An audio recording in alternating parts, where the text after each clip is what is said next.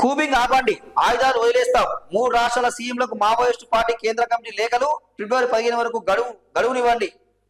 సోను దాదా, సతీష్ దాదా బాటలో పయనిస్తాం. అప్పటి వరకు భద్రతా దళాలను కూబింగ్లు ఆపేయాలని విజ్ఞప్తి అంటూ మనం చూస్తా ఉన్నాం.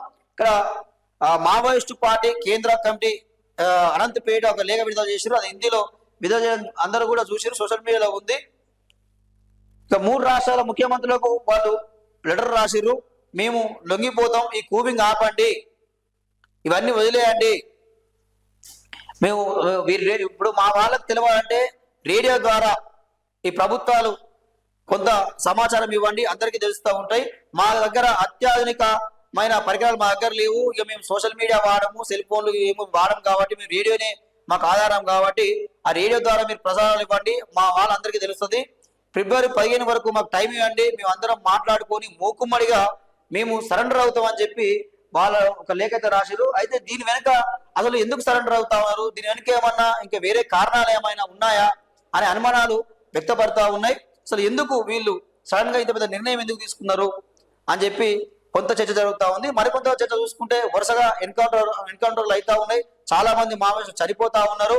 అదేవిధంగా ఇడ్మా ఎన్కౌంటర్ తో అదేవిధంగా ఆశన్న, మల్లోజుల వేణుగోపాల్ వీళ్ళు లొంగిపోవడం ఒకటి. ఎంత చూసుకుంటే ఈ సమాజం కూడా మారుతా ఉన్నది, దానికి అనుకూలంగా మనం కూడా ముందుకెళ్ళాలి. మొత్తం కూడా సమాజం మారిపోయింది, అభివృద్ధి వైపు వెళ్తా ఉన్నది. సో మనం కూడా ఇంకా అడవిలో ఉండి ప్రాణ పోగొట్టుకునే కన్నా ప్రజాక్షేత్రంలోకి ఉండి ప్రజాక్షేత్రంలోకి వెళ్ళి ప్రజలతో కలిసి ప్రజాస్వామ్యయుద్ధంగా ప్రజాపోరాలు చేస్తే బాగుంటుందనే ఒక నిర్ణయానికి వచ్చినట్టు వాళ్ళ లేఖలో రాయడం మనం చూస్తా ఉన్నాం. సో దీనికి ప్రభుత్వాలు మేము అడుగుతా ఉన్నాం, మాతో చర్చలు జరపండి, మేము లొంగిపోవడానికి సిద్ధంగా ఉన్నాం.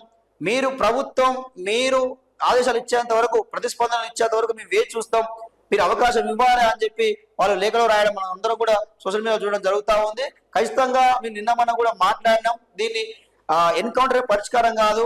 కేంద్ర ప్రధానమంత్రి నరేంద్ర మోడీ గారికి, కేంద్ర హోంమంత్రి అమిత్ షా గారికి అందరూ కూడా రిక్వెస్ట్ చేస్తా ఉన్నారు. దీని పరిష్కారం అనేది చంపడం కాదు, ఎన్కౌంటర్ కాదు, చర్చలు జరపాలి. వాళ్ళతో చర్చలు జరిపి వాళ్ళ డిమాండ్లు ఏందో అడిగి తెలుసుకొని వాళ్ళు లొంగిపోతా అంటారు కాబట్టి చర్చలు జరపాలని చెప్పి వాళ్ళు లేఖ రాయడం జరిగింది. మీరు కూడా దానికి పరిష్కారం ఆలోచన చేయాలి. ఎన్కౌంటర్ ఒకటే పరిష్కారం కాదు, చంపుకుంటూ పోవడం ఒకటే పరిష్కారం కాదని చెప్పి చాలా వరకు కూడా దేశవ్యాప్తంగా ఇలాంటి వాదనలు అయితే వినిపిస్తా ఉన్నాయి. సో మీరు మరొకసారి ఆలోచించుకొని మామూలుతో చర్చలు జరిపి వాళ్ళ లొంగిపోవడానికి చర్యలు తీసుకోవాలని చెప్పి కోరడం జరుగుతూ ఉంది.